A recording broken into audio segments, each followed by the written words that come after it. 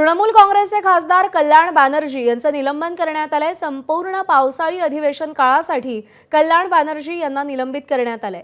काकोली घोष आणि शताब्दी रॉय यांना अपशब्द वापरल्याचा त्यांच्यावरती ठपका आहे। अर्जुन मेघवाल यांनी निलंबनाचा प्रस्ताव मांडला।